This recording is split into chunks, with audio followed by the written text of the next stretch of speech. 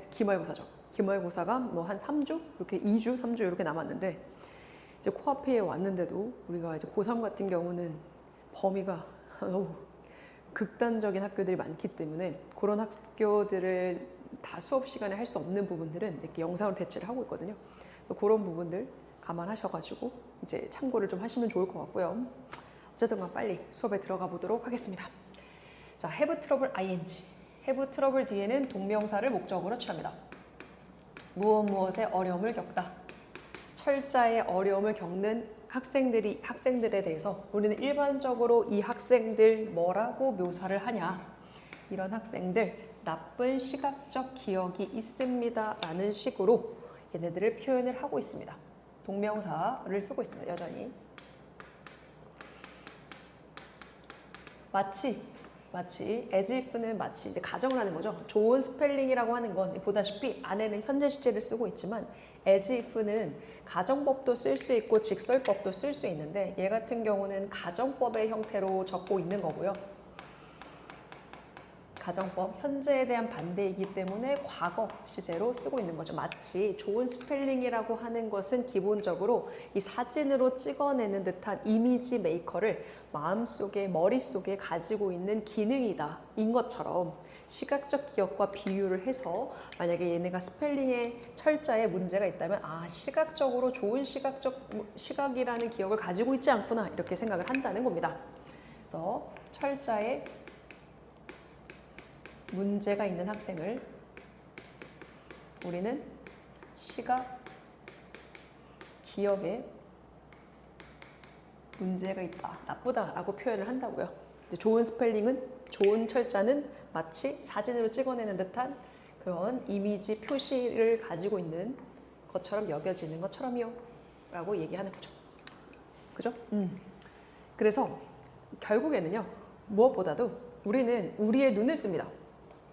인쇄하는 글자를 보기 위해선, 인쇄물을 보기 위해서 눈을 사용을 하는데, 그러면 스펠링이라고 하는 것은, 철자라고 하는 것은 무엇과 관련이 있는가? 더 긴 시간, 오랜 시간을 보는 것, 단어를 오랜 시간 보는 것이어야만 하나요? 혹은 단어를 기억하려고 노력하는 것이어야만 하나요? 라고 물어보는 거죠. have something to do with가 뭐뭐와 관련이 있다 라는 뜻이고요. 그래서 with라는 전치사 뒤에 지금처럼 동명사 1번, striving 또 동명사 2번을 쓰고 있는 건데, strive라는 친구는 또 뒤에 투부정사를 목적으로 취합니다. 단어를 기억하려고 노력하는 것이어야만 하나요? 라고 물어보는 거죠. 시각적 기억을 통해서. 결국에는 우리는 어쨌든 간 인쇄된 글자를 보는데 눈이라는 걸 사용을 합니다. 그러면 철자라는 건 실질적으로 우리가 오랜 시간, 긴 시간 열심히 보는 것과 관련이 있는 것인지 단어를, 혹은 그 단어를 기억하려고 노력하는 것 중에 어느 것입니까? 라고 이 사람은 물어보는 거죠. 그죠? 질문을 던집니다. 결국 철자라는 것에 대해서는 관련이 있는 게 단어를 되게 긴 시간, 그 다음에 노력해서 열심히 보는 것,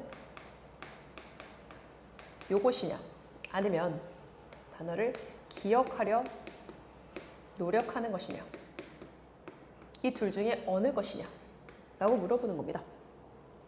자, 언어학자인데 이 언어학자들, 이 철자라는 것에 대해서 연구하는 언어학자들, 그러나 얘네들 같은 경우는요, 이 언어학자들 같은 경우는 증명을 했어요.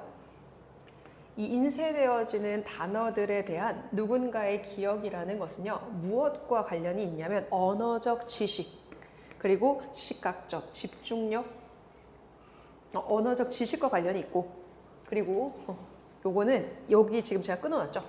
여기를 기준으로 and를 해서 다시 주어 동사를 쓰는 겁니다. 시각적 집중력과 기억에 대한 처리, 그러니까 좋고 나쁜 좋은 철자를 기억하는 사람 혹은 나쁜 철자를 기억하는 사람들의 시각적 집중력과 기억의 과정이라는 것은 무엇을 설명할 수 없냐면 그들의 차이를 설명할 수 없습니다 라는 것을 증명해냅니다. 그러니까 기본적으로 무엇의 차이다? 언어적 지식의 차이다 라고 이야기를 하는 거예요. 그래서 이거에 대해서 언어학자들의 입장. 언어학자들의 입장은요. 이런 것들이 아니라 기억을 하려고 노력하는 것이고 보려고 노력하는 것이 아니고 결국에는 뭐 하려고 노력하는 것이다. 언어적 지식에 대한 것이다.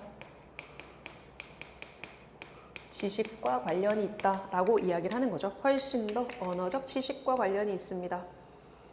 결국 좋은 스펠러랑 나쁜 스펠러는 시각적 집중력과 기억의 과정이랑은 사실상 관련이 없다. 이런 차이를 설명할 수 없다라고 얘기하는 거예요. 얘가 이런 것 때문이 아니야 라고 이야기하는 거죠.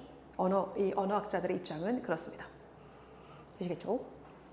그러면 만약에 얘도 마찬가지죠. 여기는 표시를 해드리지는 않았지만 지금 if라고 썼지만 안에 동사 주어가 단수인데도 불구하고 were를 썼다라는 건 가정법이라는 거잖아요. 가정법 과거를 쓸 때는 주어와 상관없이 우리가 were라는 동사를 쓰게 되잖아요. 단순 암기식의 시각적 기술 능력이 만약에 이런 스펠링, 철자법이라고 한다면 어떻게 학생들인데 이런 학생들이죠. 지금 말하자면은 스펠링 비 테스트, 전국적으로 발생이 되어지는 전국의 스펠링 비 테스트라고 해서 스펠링 철자 관련된 콘테스트가 있습니다. 이 경연대회 이런 거에 참여하는 학생들이 성공을 할 수 있는지, 철자를 맞추는데 성공을 할 수 있는지 걔네들이 이전에는 본 적이 없는, 그러니까 단순 암기가 만약에 철자를 기억하는 것이라면 걔네가 본 적이 없는 단어 걔네들 어떻게 이 대회에 나갔을 때도 맞출 수 있겠는가라고 질문을 던지는 겁니다. 실제로는 질문을 던지지만 답을 써주진 않거든요. 이거는 반어법인 거죠. 다시 말해 단순 기억에 대한 것이 아니다라는 얘기를 하는 거예요. 다시 한번 얘기하는 거죠. 단순 기억에 해당되지 않는다. 기억이 아니다. 그래서 좋은 스펠링이라고 하는 건, 좋은 철자라는 것은 결국에는요, 언어적 구조에 대한 지식의 결과고 단어의 기원 그리고 단어의 의미에 대한 결과입니다. 앞에 했던 말 다시 얘기하죠. 다시 한번 이야기하지만 좋은 맞춤법은요, 철자는 뭐에 대한 거다? 언어, 구조, 기원 이런 것들의 지식이 있어서다. 언어적 지식이 있어서다 라고 다시 얘기하는 거예요. 그리고 이렇게 들어가 있는 스펠링에 참여되어져 있는 기억, 스펠이라는 것에 우리가 들어가 있는 연루되어진 기억이라는 것은 어떤 거에 대한 기억이냐면 그러면 언어적 정보에 대한 기억입니다 라고 이야기하는 거예요. 그래서 다시 한번 이야기하지만 이거는 좋은 철자 그리고 스펠링에 관련된 철자와 관련된 기억은 언어에 관련된 언어 정보의 기억입니다 라고 이야기하는 거죠. 다시 말해 언어적 지식에 대한 것입니다 라고 이야기합니다. 이러한 현실이 나타내주고자 하는 것은요, 이런 것들을 암시하는데 대절 안에서 동명사 주어로 쓰는 거예요. 동명사 주어에 ask라는 친구가 오형식으로 쓰이게 되면 목적어, 목적격 보어를 쓰게 되고요. 이 자리에 to 부정사를 취하게 되죠. 학생들로 하여금 눈을 감고, 그리고 이게 두 번째입니다. 이렇게 연결되는 거죠. 학생들한테 이렇게 해보라고 요청을 하는 거예요. 여기 앞에는 to가 생략되어져 있죠. to 부정사 같은 경우는 병렬 구조를 이룰 때 어쨌든 간 to를 생략을 하잖아요. 그리고 letter string, 그러니까 단어 속에 있는 글자들의 어쨌든 연결성이라는 것을 상상을 해보세요. 혹은 이렇게 또 물어봅니다. 동명사 주어 혹은 학생들한테 써보라고 하는 겁니다. 단어 목록에 있었던 단어들을 써보세요. 수차례. 그죠? 이렇게 했을 때 이것은 아마도 어떤 거냐면 일부 가치가 있을 겁니다. 그러니까 이게 되죠? 눈을 감고서 기본적으로 눈을 감고 어쨌든 단어의 글자의 나열들을 상상해 보는 거, 그걸 요청하는 것도 도움이 될 거고요. 여러 차례 네 목록 속에 있었던 단어를 써보는 것도 도움이 될 거라고는 하지만 그렇지만 이러한 시각적 전략이라고 하는 거, 기억하는 거, 눈을 보고 눈을 감고 다시 한번 써보는 거니까 이런 시각적 전략이라는 것이 더 생산적일 수 있으려면, 더 효과가 있으려면 걔네들이 어떤 것과 연결이 되었을 때냐면 이런 학습과 결합이 되어졌을 때요. 단어라는 것이 어떻게 구성이 되어졌고 그리고 왜 이런 것들이 걔네들이 쓰여진 방식으로 쓰여지게 됐는지에 대해서 알게 되었다면, 이걸 학습하게 되었다면 훨씬 더 생산적, 다시 말해서 우리가 언어적 지식이라는 게 좀 있었더라면 훨씬 더 이 시각적 전략도 효과가 있을 겁니다 라고 이야기하는 겁니다. 이 마지막으로 이야기를 하는 거는, 그러니까 지금까지 정보를 요약을 해보자면, 정보가 나타내주고자 했던 건 이 시각적 전략이라는 게 있긴 해요. 전략이 있습니다. 그러니까 뭐 보고 상상하고 써보고 이런 것도 있는데, 이 전략이 더 효과가 있으려면, 효과가 증폭되려면 기본적으로 뭐 해주면 좋으냐, 얘네들이 이거 플러스 언어의 지식이 결합되면 더 좋겠더라, 이 얘기하는 거죠. 훨씬 더 생산적입니다 라고 이야기하는 겁니다. 얘도 보게 되면 런이라는 동사 뒤에 의문사, 주어, 동사 순서, 얘도 의문사, 주어, 동사 순서로 쓰여져 있죠. 여기도 말하자면 여기 데이가 가리키는 거는 the words가 될 것 같습니다. 어떤 구조인지 알겠죠? 결국에는 시각적 기억 이런 것만 해당이 되는 게 아니고, 얘는 언어학자들의 입장 같은 경우는 지식과 관련이 있는 거고, 그거를 가지고서 이 글이 말하고자 했던 거는 시각적 전략도 분명 필요한데, 그게 효과가 더 좋으려면 언어학자들이 말한 입장처럼 언어적 지식이 있으면 훨씬 더 도움이 될 거야 라는 입장인 거죠. 예를 들면 이런 거죠. 단어가 있으면 그 단어를 그냥 생판 외우기보다는 어근, 어원 이렇게 나눠가지고 외우는 것이 훨씬 더 효과가 있다, 이렇게 보시는 게 어떻게 보면 좀 이해가 되지 않을까, 이런 생각이 들거든요. 예를 들면 우리 아까 스크라이브가 원래는 이 언어적 어원이 write의 의미가 있습니다. 쓰다. 그래서 스크립트도 여기서 나오게 되고요. 거기 앞에다가 이제 DE가 붙게 되거든요. 보통 이렇게 접두사를 붙이는 것은 의미의 변화를 가지고 와요. 영어 같은 경우. 보통은 D 같은 경우는 다운의 뜻이 있는데 아래로 써가는 거라서 describe를 설명하다, 묘사하다, 진술하다 뭐 이런 뜻이 있게 되죠. 그러니까 이런 식으로 그냥 눈으로 보고 이런 것도 좋겠지만, 이렇게 나눠서 뭔가 어근과 어원으로 쪼개서 공부를 하게 되면 뭔가 그죠? 훨씬 더 효율성이 뛰어나겠다? 생산적이겠다? 이런 얘기가 될 것 같습니다. 조금 감이 오실까요? 제 말이 빠르진 않죠. 아무래도 이게 수업을 끝나고 빨리 씻고 가고 싶다, 이런 생각이 좀 없지 않아 있는 상황인지라 빠를 수 있으니 네, 멈춤해 놓고 한번 정리해 보시고 그러면 좋을 것 같네요. 자, 학생은 학생들인데 이 학생들 어떤 것으로부터 왔던 다양한 배경, 그러니까 다양한 문화로부터 온 학생들을 일반적으로 동일시, 얘는 둘 다 with를 연결을 할 겁니다. identify도 with로 쓰게 되고요. connected도 with로 쓰게 돼요. 그러니까 누구와 동일시도 하고 누구랑 연결도 하게 되냐면 교수진들이거든요. 교사님들. 예를 들면 다양한 배경으로 왔던, 걔네들 또한 다양한 배경이 있었던 이 교수들과 얘네들 동일시를 하거나 어쨌든 간 연관을 지으려고 서로 뭔가 서로 관계를 맺으려고 하는 상황이겠죠. 그죠? 다양한 배경의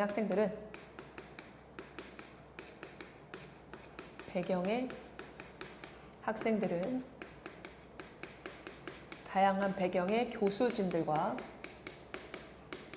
동일시 연결, 이런 거를 연관을 짓고 싶어 합니다. 자, 그런데 보다시피 문제점을 쓸 것 같아요. 더 넘버 오브라고 하는 것은 무슨 수라는 뜻이거든요. 결국엔 넘버가 포인트입니다. 그래서 동사를 단수로 쓰게 될 거예요. 그래서 제가 빨간색으로 표시를 해드렸어요. 다양한 배경이 있었던, 그러니까 다양한 문화로부터 온 교수진의 숫자가 fell behind, 훨씬 뒤처집니다. 그러니까 학생의 수가 막 100명 정도 되는데 교수들의 수는 50명밖에 안 되고 막 이런 거예요. 그래서 교수들의 수가 학생의 수에 못 미칩니다. 무엇과 비교했을 때라고 PP 형태가 나오게 되죠. 어쨌든 다양한 학생들의 수의 증가와 비교했을 땐 그렇죠. 얘네들의 숫자가 이제 막 증가하는데 얘네들 수는 그걸 따라서 증가를 못한다, 이런 얘기를 하는 겁니다. 포브스라고 해서 알다시피 비즈니스 경제 잡지 매거진이에요. 여기서 무엇을 언급을 했냐면 연구를 언급했거든요. 히스패닉 저널이에요. 법과 정치에 관련된 히스패닉으로부터의 연구를 언급을 했는데 뭐에 대한 거냐?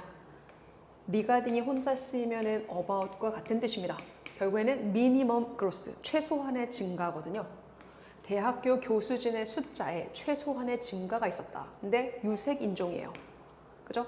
In the institution, 제도 기관인데 이 기관 보통 그 박사 학위를 제공하도록 자격을 갖추고 있는 그런 기관입니다. 예를 들면 이제 우리가 알고 있는 유니버시티 이런 개념이겠죠. 박사 학위를 줄 수 있는 그런 기관의 교수진들, 대학교 교수진들 숫자가 최소한으로 증가하는 것에 대해서 언급을 하고 있었던 잡지가 있습니다. 히스패닉이니까 아마 스페인 뭐 이런 남미 지역 사람들에 관련된 잡지였던 거죠. 실질적으로 이런 것에 대해서 이 증거의 자료를 대줍니다. 증거가 보통 포브스 잡지 기사입니다. 잡지에 실린 연구. 요거 얘기를 한 거죠. 그거에 대해서 수치도 적어줘요. 2013년, 2017년 사이에 히스패닉과 라틴 계열의 그 말하자면 교수진들의 숫자는 증가를 하게 됐는데 어디까지 단 1%보다 적게 1%보다 적은 숫자만큼 증가를 하게 되고 그리고 블랙 패컬티 그러니까 흑인 교수진의 숫자는 이 1% 있잖아요. 아까 1%에서도 10분의 1 정도밖에 증가를 못합니다. 이거에 대해서 구체적인 수치까지 줍니다. 실질적으로 그렇대요. 히스패닉 선생님들의 숫자, 그 다음에 라틴 선생님들의 숫자 자체가 증가하는 게 1%도 안 되고요. 그리고 유색인종이죠. 그리고 어떻게 보면 흑인 같은 경우는 그 중에 1% 중에서도 10분의 1밖에 안 되는 그런 상황이라고 얘기를 하는 거죠.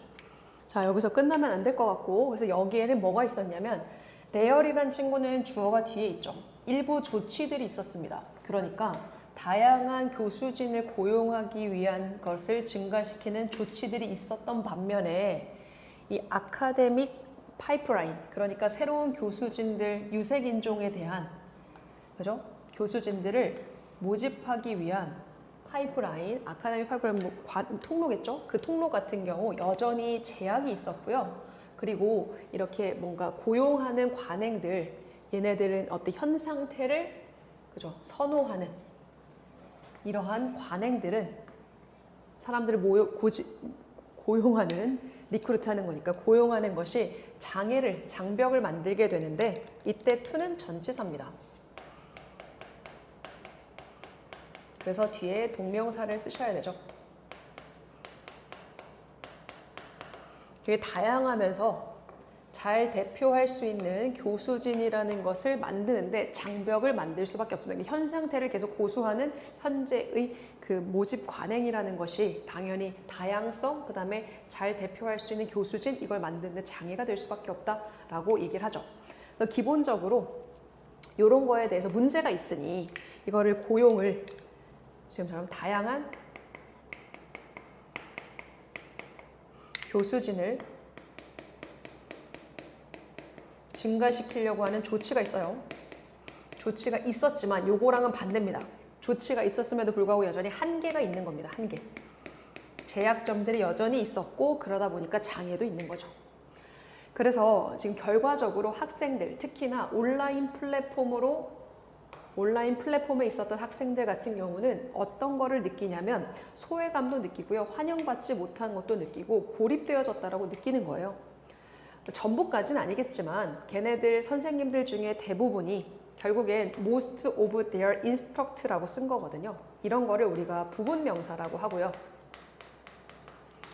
부분명사는 뒤에 나왔던 내용으로 인해서 동사의 수가 결정이 되거든요. 결국 have를 썼다라는 건 어쨌든 간 걔네들의 지도자들 중에 대부분이니까 지도자들을 기준으로 선택을 하셔야 되잖아요. 걔네들은 문화적 배경이라던가 가치를 가지고 있는데 얘네들 어쨌든 간 걔네들이 익숙했던 것들과는 다른 거를 가지고 있다라는 거겠죠. 얘는 앞에 있는 배경과 이런 거를 가르치는 거고 이게 what절을 쓸 수 있었다는 건 뒤에가 불완전하다라는 건데요. 보니까 뒤에 be accustomed to로 끝이 나잖아요. 어디 익숙하다? to 뒤에 나오는 명사가 없죠? 그래서 what절을 쓰고 있는 겁니다. 걔네들 익숙한 것과 다른 그런 것들을 가지고 있는 배경을 가지고 있는 사람들이 지도자들이 대부분이었기 때문에 걔네들의 이제 지도자들 중에 대부분이 문화적 배경, 그다음에 가치가 다른 문화적 배경과 가치를 가지고 있었던 거예요. 걔네들이 익숙했던. 그렇기 때문에 온라인으로 걔네가 어쨌든 배웠을 때 학생들이 소외감, 그다음에 환영받지 못한 고립감 이런 걸 느낄 수 있었던 거죠. 이해가 되죠? 그죠? 이거는 다양하지 않다는 얘기가 아니라 보통은 이제 자기가 만약에 이 온라인에서 수업을 듣지만 히스패닉, 예를 들면 라틴 계열, 남미 계열에 있는 학생들이 온라인을 듣고 있는 상황에서 대부분 선생님들이 인강증 선생님들이 예를 들면 백인들인 거야. 그런 경우에는 자기가 익숙했던 문화랑 다른 생각들을 얘기를 하는 거니까 좀 어려움을 겪었다. 뭐 이런 얘기인 거죠. 한계가 있었고 학생의 입장에서도 얘기를 해줍니다. 온라인에서도 그죠? 선생님들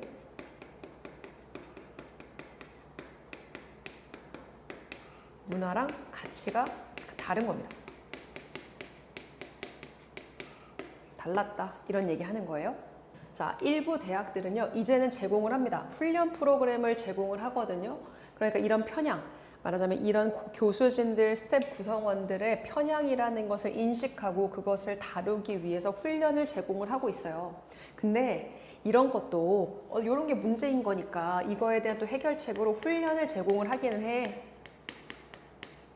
근데 이 훈련들조차도 문제가 뭐냐면 얘네도 문제가 있죠. 이 형식적인 거야. 얘기하죠? 이런 거 앞에 있었던 이런 것들이 또 어떤 걸로 범주가 되냐면 토크니즘이란 단어 나오지 않았지만 형식주의고요. 이건 뒤에 다시 한번 설명을 합니다. 그러니까 웨버에 따르면 토크니즘은 이런 관행인 거야. 토크니즘이 뭐냐면 이거는 무엇인가를 하는 건데 오직 비판이라는 타인으로부터 비판이라는 걸 막기 위해서 행동만 하는 거. 그러니까 얘는 형식주의인 거죠. 훈련을 제공하지만 이건 형식적이었다 이런 얘기합니다. 별로 좋지 않은 거예요. 결국에는 지금 저 밴드웨건이라고 하는 것은 시류에 편승하는 효과를 이야기합니다. 이 밴드웨건이라는 것에 가입하기 위해선 시대에 동조하기 위해서는 교육 제도는 어때? 단순하게 최소한으로 해야 됩니다. 어떤 거냐면 지금처럼 이 존경하고 그죠? 거칠으잖아요. 거칠을 만드는 걸 최소한으로 해야 돼요. 지금처럼 어떻게 그들의 캠퍼스 내에서 존경이라던가 뭔가 대표할 수 있는 것에 대한 표현을 거칠애를 최소한으로 할 수 있도록 하셔야 돼요. 그죠? 일부 교육 제도는.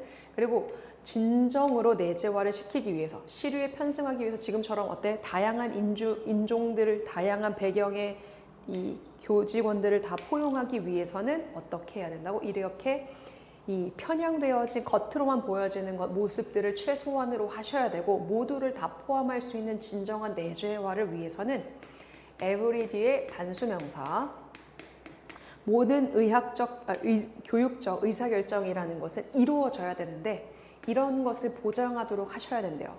모든 학생들이 고려가 되어져야 되고 이제 대표가 되어지도록 어쨌든 결정이 이루어져야 된다라고 이야기하는 거죠. 이건 정말 마지막에는 진정한 모습입니다. 얘는 이제부터는 있을 곳이 없죠. 자, 요거에 대한 해결책으로 다시 한번 얘기하는 게 시류의 편승. 그러니까 현재 트렌드를 따라가기 위해서 플러스 이제 진정한 내재화를 위해서.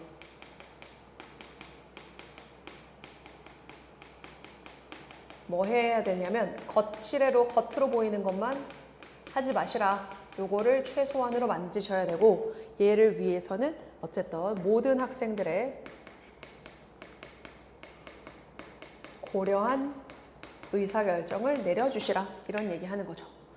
다시 한번 얘기하지만 다양성과 내재와의 관행이라는 것이 통합이 되어져야 됩니다. 무엇으로서? 어쨌든 미션과 비전이죠. 그 제도, 교육제도겠죠. 교육제도 기관의 미션과 비전의 중요한 일부로서 어쨌든 우리한테 다양성과 내재화가 있어야 됩니다. 라고 다시 한번 강조해 줍니다.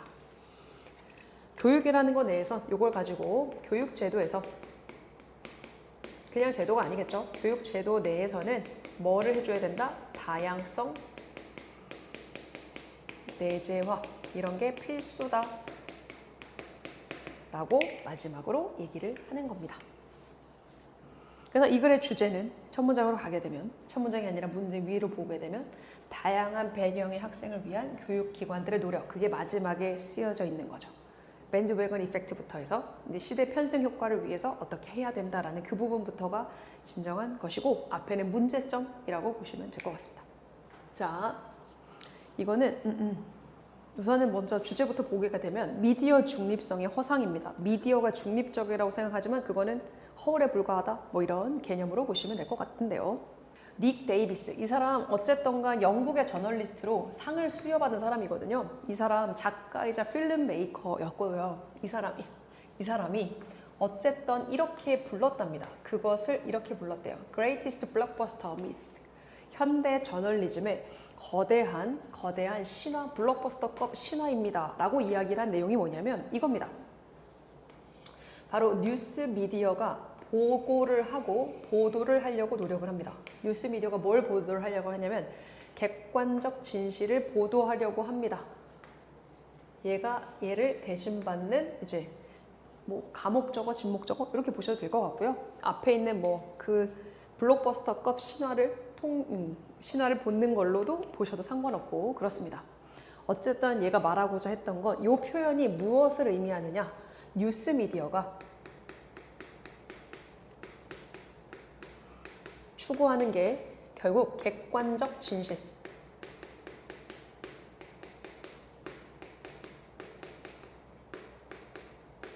요걸 하려고 노력을 했대요. 이 생각, 어떤 생각이냐면 동격의 대절이고요. 제가 밑줄 쳐놨지만 주어 동사가 이렇게 얘기가 됩니다.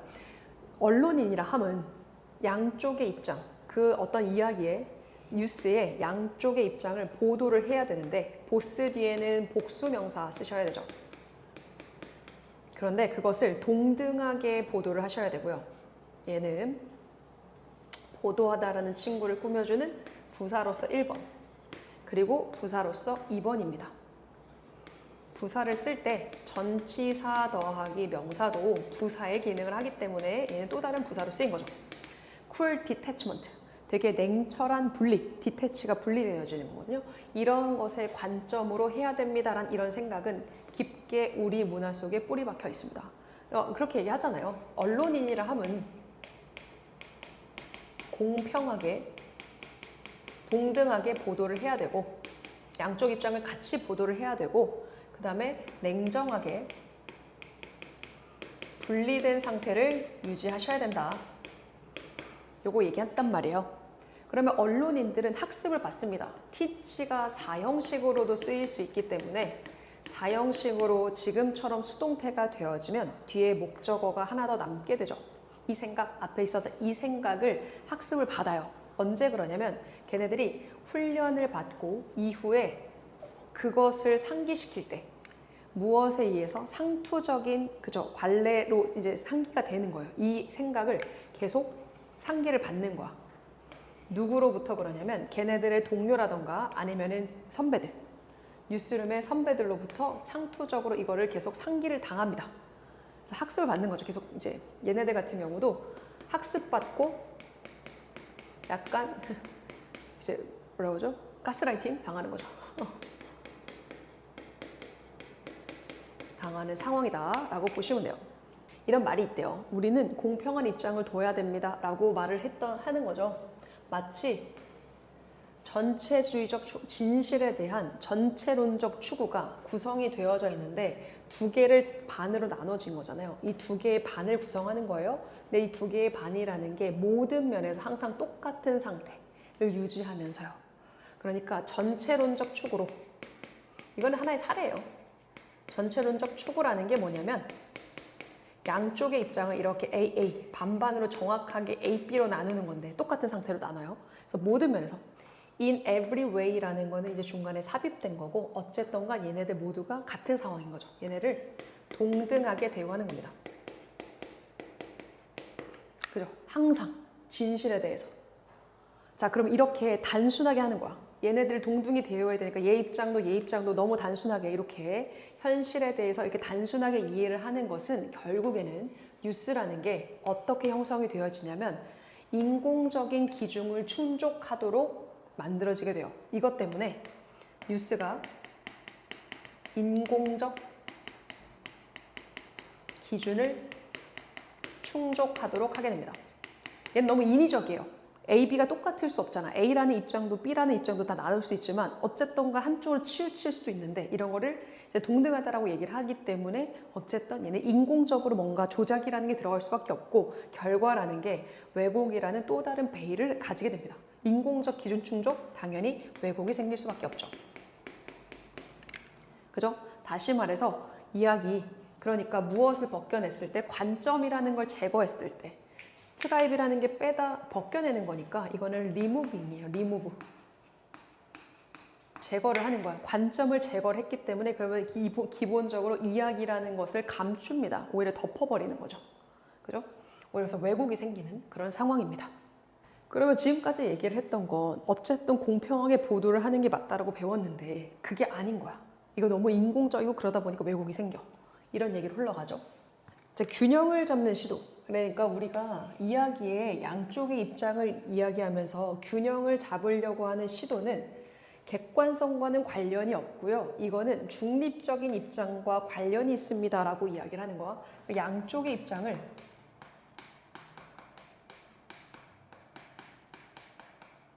균형을 준다는 건 이런 거래요. 객관성이 아니고요.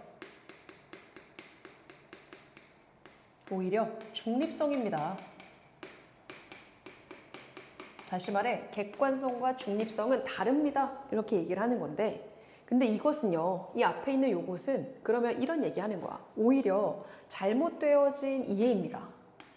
진짜의 객관성이 무엇인지 의문사, 주어, 동사 실제 정말로 객관적인 게 무엇인지 이건 진정한 객관성에 대한 객관성에 잘못 이해한 거래요.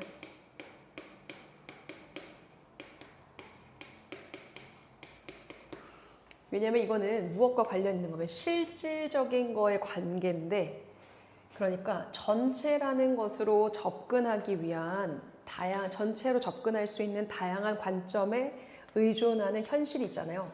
현실이라는 것과 관련된 입장이 어쨌든 진정한 객관성이거든요. 하나의 전체를 두고서 다양한 입장 있잖아.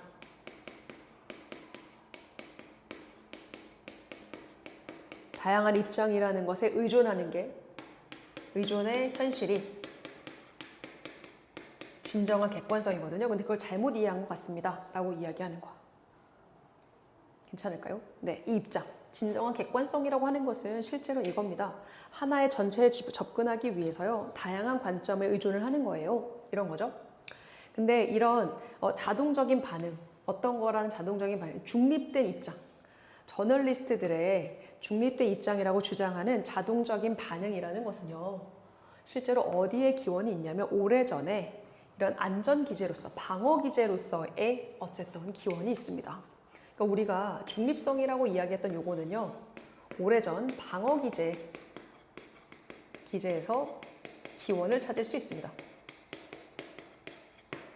이런 거야. 사실적으로는 둘은 다른 건데요. 이 방어기제인데 보게 되면 이때 방어기제는 뭐 하는 거냐면 기존의 미디어의 구성원과 뉴스의 기관들이 걔네들의 자신이 가지고 있는 아젠다라는 것을 밀어버리는 거, 밀쳐내는 거, 거의 그쵸? 걔네들을 버리는 거, 그런 것을 막기 위한 안전기제였어요. 예전에는 이 중립적인 단어를 써가지고 이 방어기제로 얘네들이 어쨌든 자신들의 의제라는 것을 막기 위한 겁니다. 그런 방어기제가 기원이었다는 거죠. 이 미디어를 구성한 사람들이. 그러니까 얘네들이 어쨌든 편향된 쪽으로 어쨌든 이 중립된 말이라는 입장이라는 걸 썼던 거예요. 걔네들이 뭐 집단이 됐던 개인이 됐던. 그래서 우리의 민주적이면서 보다시피 이타주의적 문화라는 거. 얘네 같은 경우는 공정함 그리고 이렇게 확고함 이런 것을 선언하는 이런 민주적이고 이타적인 문화라는 것은 또한 이러한 경향성, 그죠? 공정함이라는 걸 추구하는 경향성을 강화하고 있습니다. 그죠? 기본적으로 이런 중립적인 말들을 써서도 그렇고요. 우리의 민주적, 이타적 이런 문화라는 거를 통해 가지고 공정성이라는 것의 입장을 계속 강화하고는 있어요. 그런데 마치 그 논쟁의 문화에서 이분법이 강조하는 것처럼요. 자신이 중립적이라고 강조하는 것처럼 그렇습니다. 이런 거야. 그래요. 논쟁의 문화에서 논쟁 속에 이분법이 공정하다라고 이야기하는 것처럼요. 그런 얘기입니다.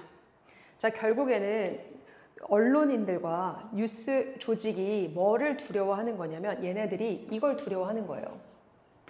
잘못될까 봐 하는 두려움. 이런 것이 어쨌든 간 임프린트, 새기는 데 도움이 되는 거죠. 규칙이라는 것을 돌 속에 새기는 데 도움이 되는 겁니다. 그러니까 결국에는 그 규칙이라고 하는 건 자기네들이 중립적이야 라는 그 규칙을 돌 속에 새긴다. 자기네 오보에 대한 두려움 때문에 방어를 고정하는 겁니다. 지금처럼 이런 거 방어 기제를 만드는 거예요. 이 지문이 마지막으로 갈수록 조금 어렵긴 한데 결국에는 여기서 얘기하고자 했던 거는 중립이라는 입장을 취했던 것 자체가 우리가 생각하는 객관성이랑은 사실 좀 다른 거고, 진정한 객관성이라고 하는 것은 다양한 입장을 들어봐야 되는 것이 객관성입니다라고 얘기하는 거죠.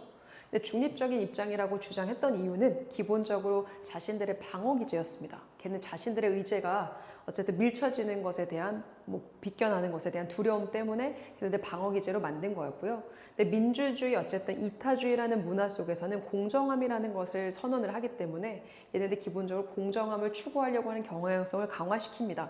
양쪽의 입장을 다 들어보려고 하는 입장들을 취하고 있죠. 민주주의라는 거. 근데 얘네들 마치 의제에서도 논의를 할 때 이분법이라는 것을 통해서 공정함을 강조하죠. 논의 중에서도 양쪽의 입장을 다 들어봅니다. 그러면 지금처럼 이 뉴스 같은 곳들이 잘못 보도되어질 거에 대한 두려움 때문에 결국에는 어떤 거를 만들게 되냐면 자신들이 공정함이라는 것, 그죠? 말하자면 객관적인 입장, 중립적인 입장을 취합니다라는 입장을 일부러 만들어내는 겁니다. 결국엔 객관적이라고 하는 것, 양측의 입장을 공정하게 보도하는 것은 오류가 되는 거고, 그죠? 왜곡을 시키는 거고요.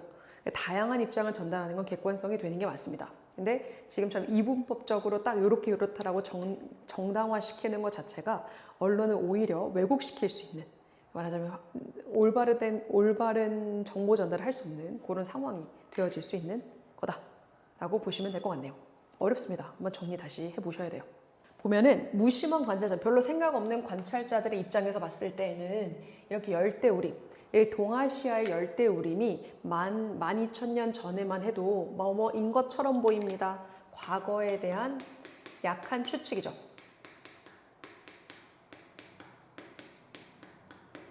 꽤나 어떤 거냐면 이전 이후의 열대우림과 같아 보입니다. 이거 과거에도 그랬고 지금도 그럴 거야 라는 그런 생각을 보인대요.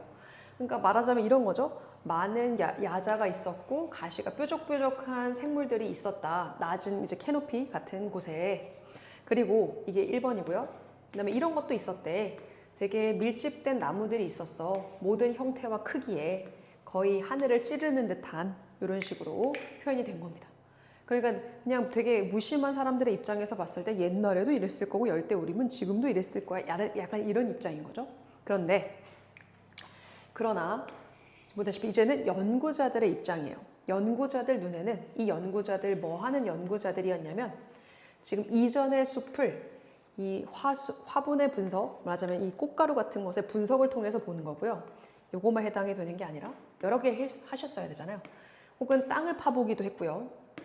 그리고 세 번째, 그다음에 과거의 풍경이라는 걸 재구성해보기도 하면서 얘네들 눈에서는 새로운 하나의 패턴이 나타나게 됩니다. 그러니까 우리가 생각했을 땐 과거랑 지금은 다르지 않았는데 생각해보니까 패턴이 있었더라 라는 거죠. 자, 숲이라는 것을 구성하고 있었던 식물의 종이라는 것이 빈도수에 있어서도 밀도수에 있어서도 변화가 있습니다. 예를 들면 특정한 야자수라던가 과일나무, 그 다음에 덩쿨나무 같은 경우는 더 흔해졌어요. 그리고 다른 것들 같은 경우에는 한 종류에서 성장이 한 종류 패턴에서 다른 종류 패턴으로 옮겨갔고요. 다른 것들은 사라지기도 합니다. 이 친구는 일형식 동사. 그러니까 뭔가는 생겨나고 커지고 없어지고 뭐 이런 거예요. 그래서 일부 사람들은 예측을 하는 거죠. 이런 변화가, 구조의 변화가 기후변화 때문이래.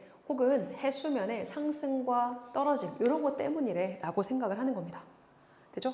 기후랑 어쨌든 기후변화, 그 다음에 해수면에 올라가고 증가하는 거 이런 것 때문이래.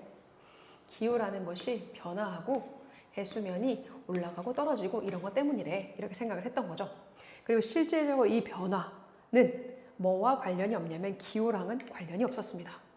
그러면 다른 무엇인가가 숲이 보여지고 작동하는 방식을 바꾼 겁니다. 다른 게 있었다는 얘기죠. 변화의 원인에. 실제로 그럼 누굴까요? 물어보는 거예요.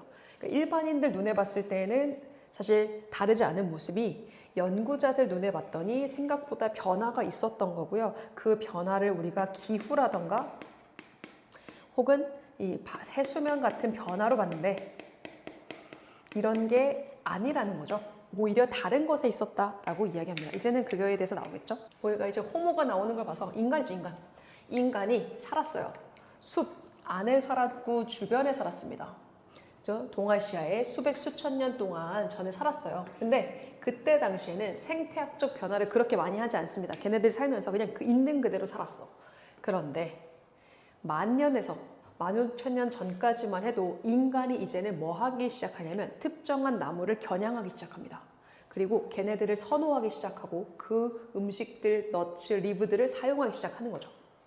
혹은 어떤 거냐면 얘네들의 껍질들, 걔네들의 뭐 길고 밀도 있고 그다음에 뭐 실과 같은 줄기들 이런 것들을 좀 사용하기 시작하는 거예요.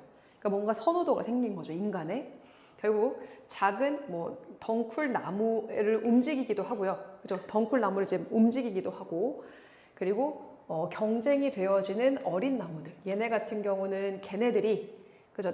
다른 나무에 접근하지 못하도록 하는 작은 나무들이 있었을 거잖아. 걔네가 뭐 어쨌든 수렵 채집을 하는 거니까 다른 먹이를 잡는다거나 내가 다른 그 나무, 맛있는 나무에 이를 수 있는 거를 방해하는 작은 나무들이 있을 때 그것들을 또 제거하기도 해요. 이런 것을 함으로써 새로운 공간을 열어준 겁니다. 인간이 좋아할 수 있는 성장과 번식이라는 것을 위한 새로운 공간을 만들어준 거죠. 그러니까 자신들의 공간들을 위해서 식물들은 막 조작을 한 거예요. 사람들은 심지어 아마도 뭐뭐 했을지도 모릅니다. 과거에 약한 추측입니다. 아마도요, 특정한 나무를 다른 동물들한테 피해가 안 가도록 보호했을 수도 있고요. 혹은 새들을 내쫓았을 수도 있습니다. 과일이 많이 자라는 시즌 동안 그랬을 수도 있다라고 얘기하는 거예요. 결국엔 뭐 인간이 개입했다 이런 거가 될 것 같네요. 인간의 개입으로 조금 달라진 모습이 발생될 수 있었다 이렇게 생각이 되어지죠. 다른 건 다 괜찮은데 세 번째 질문이었던 그것만 뉴스 관련된 보도에 대한 질문만 다시 꼼꼼히 한번 보셨으면 좋겠고 정리해보면서 문제 있으시면 또 풀어보시는 게 좋을 것 같다 이런 생각이 듭니다. 어쨌든 주제는 늘 잡고 가시는 게 중요할 것 같습니다. 안녕.